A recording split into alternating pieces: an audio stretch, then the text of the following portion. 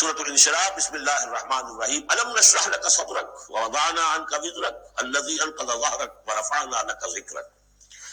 کیا ہم نے آپ کے لیے آپ کے سینے کو کھول نہیں دیا، انشراح نہیں دے دیا آپ کو، اور آپ پر جو ایک بوجھ پڑا ہوا تھا وہ اٹھا نہیں لیا۔ الذی انقض ظہرک، جو آپ کی کمر کو دوڑے کیے دے رہا تھا، توڑے دے رہا تھا، ورفعنا لک ذکرک، اور ہم نے آپ کے ذکر کو بلند کر دیا۔ فإن مع العسر يسرا إن مع العسر يسرا، تو یقیناً مشکل کے ساتھ ہی آسانی ہے، یقیناً مشکل کے ساتھ ہی آسانی ہے۔ فإذا فرغت فانصب وإلى ربك فارغب، تو جب آپ فارغ ہو جائیں تو پھر یہ کہ خوب کمر کس لیجیے، محنت کیجیے اور اپنے رب کی طرف راغب ہو جائیے۔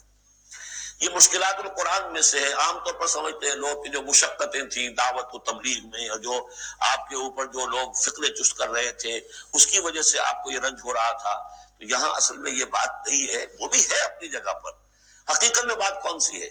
اور کیونکہ یہ بھی معلوم ہے کہ یہ بالکل ابتدائی زمانے کی صورتیں ہیں، لہذا اس دور میں تو ابھی اس طریقے کا جو ہے کوئی بہت زیادہ پرسیکیوشن بھی نہیں تھی، بہت زیادہ مخالفت بھی نہیں تھی، اس سے کہیں زیادہ بڑے مراحل سے آپ کو گزرنا پڑا ہے۔ 3 سال کی جو بھی قید بنی ہاشم، شیب بنی ہاشم کی قید ہے، وہ بات کی بات ہے۔ جو یوم طائف آ رہا ہے وہ اس کے بہت بعد کی بات ہے، یوم اور بہت بعد میں آ رہا ہے۔ یہ اصل میں کیا ہے، جس شخص کو اللہ تعالیٰ نبوت دیتا ہے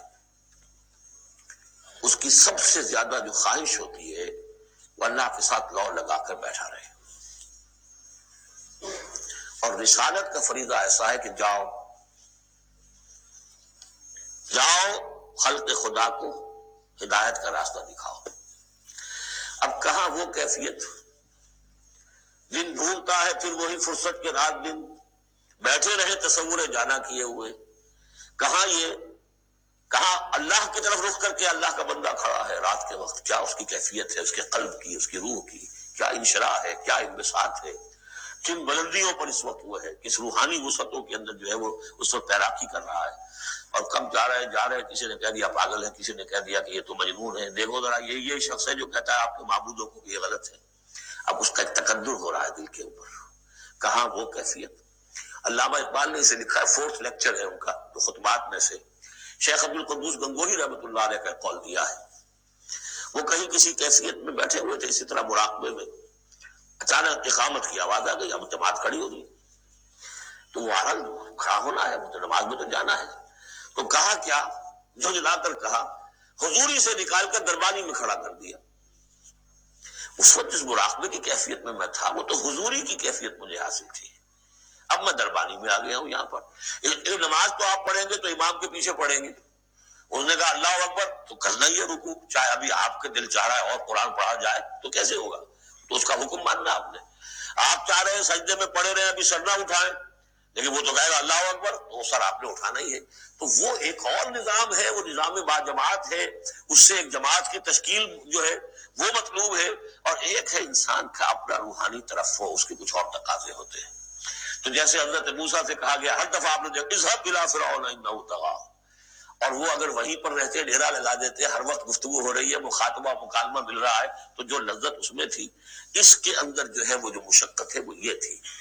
رفتہ رفتہ پھر آپ کا مزاج اس کا خوگر ہوا ہے، اور پھر یہ کہ جب اللہ تعالیٰ نے اس میں بہت سے لوگوں کو بھی شامل کر دیا، پھر وہ جو تسکین پیدا ہوئی کہ ایک شخص وہ ہوتا ہے جو اکیلا، اس کو مولانا روم نے بڑی خوبصورتی سے وضاحت سے، اگرچہ وقت کا مجھے احساس ہو رہا ہے کہ وہ تو گھنٹہ پورا ہو رہا ہے اور ہم نے تو ابھی یہ 4 صورتیں ختم نہیں کی، کہ یہ بارش کا ایک بتایا ہے مثال، کہ بارش میں ایک مرحلہ ہوتا ہے کہ سمندر سے بخارات اوپر جا رہے ہیں، نہایت صاف شفاف، اس میں تو کوئی قدورت نہیں ہوتی، وہ تو ڈسٹلڈ واٹر جا رہا ہے، وہ اوپر گیا، پھر وہ گیا، اس نے بارش کی شکل اختیار کی، جب بارش کو بن کر وہ گرا ہے تو اس نے اب فضا کو بھی دھو دیا، تو فضا کی قدورت اپنے اندر لی نا، فضا کو صاف کر کے وہ آیا نیچے، زمین کا بھی گند صاف کرتا ہے، صاف کر کے اور وہ گند لے کے دریا میں شامل ہوا، اور پھر گیا اور سمندر میں جا کر گند اس نے وہاں چھوڑا، پھر وہ پاک ہو کر صاف ہو کر بڑی ہی یعنی لطیف شکل ہے، پھر یہ ہو رہی ہے، یہ ہے ایک سیر اللہ، اللہ کی طرف بڑھا جا رہا ہے، رات کو اللہ کا بندہ کھڑا ہے اور اللہ سے مناجات ہو رہی ہے، یہ وہ ہے بخارات کا اوپر اٹھنا۔ پاکیزہ لطیف کیفیت. اور جب آپ آئے ہیں تو بارش کے مانند ہیں. اب آپ دھو رہے ہیں تو جو دھو رہے ہیں اس سے خود اپنے آپ کو بھی تکدر ہوتا ہے. کسی نے کچھ کہہ دیا, کسی نے کچھ کہہ دیا, کسی نے کچھ کہہ دیا, کسی نے فکرہ چست کر دیا. اب آپ کو ضرورت ہے کہ پھر ذرا اپنے آپ کو بھی صاف کریں دوبارہ, پھر رات کو کھڑے ہو جائیں. سیر اللہ, سیر فی اللہ, سیر عن اللہ الی اللہ, یہ جو ہے جو تبلیغ کا اور فریضہ رسالت ہے, یہ بھی سیر الی اللہ ہے نتیجے کے اعتبار سے, لیکن اس وقت عن اللہ ہے, اللہ کی طرف تو پشت ہو گئی. اب دیکھیے جب آپ نماز میں کھڑے ہیں تو رخ کدھر ہے؟ اللہ کی طرف. جا رہے ہیں تبلیغ کے لیے تو اللہ کی طرف تو پشت ہو گئی. اب تو آپ جا رہے ہیں تو خلق کی طرف آپ کا رخ ہے, اللہ کی طرف تو پشت ہے. اس حوالے سے وہ عروج ہے, یہ نزول ہے, اور یہ نزول جو ہے یہ بڑا شاخ گزرتا ہے کسی ایسے شخص پر جسے عروج کی لذت حاصل ہو گئی. یہ ہے وہ سختی. الم نشرح لك صدرك ووضعنا عنك وزرك الذي انقض ظهرك ورفعنا لك ذكرك فان مع العسر يسرا ان مع العسر يسرا فاذا فرغت فانصب. اے نبی وہ وقت آ جائے گا, آپ اپنے اس فرض منصبی سے جب فارغ ہو جائیں گے, جب اللہ کا دین غالب آ جائے گا, پھر آپ یکسو ہو کر وہ جو آخر میں آیا اذا جاء نصر الله والفتح ورأيت الناس يدخلون في دين الله افواجا فسبح بحمد ربك واستغفر انه كان توابا, پھر آپ ہمہ وقت اسی کام میں لگ جائیے. اور اسی لیے حضور نے اس وقت آخری فیصلہ کیا, اللہم فی الرفیق الاعلی. بس اب میں فارغ ہوا اور اب میں مزید تاخیر نہیں چاہتا. حالانکہ نبیوں کو یہ آپشن ملتا ہے, اگر آپ ابھی چاہیں تو اور رہ سکتے ہیں دنیا میں, یہ آپشن ملا ہے.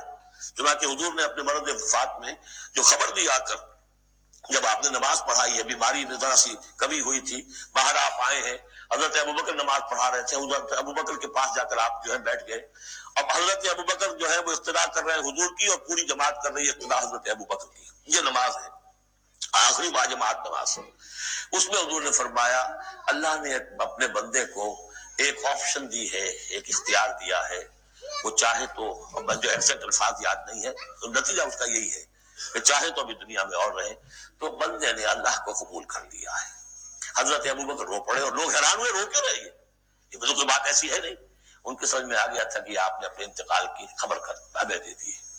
تو یہ فیصلہ اللہم فی الرفیق الاعلی, یہ جو شاخ گزر رہا تھا نا, یہ جو دنیا کے اندر معاملہ دعوت و تبلیغ, یہ اس روحانی جو ربط ہوتا ہے اللہ کے ساتھ, اس کے اعتبار سے اس میں رکھنا پڑتا ہے. کہاں وہ کیفیت, کہاں یہ کیفیت.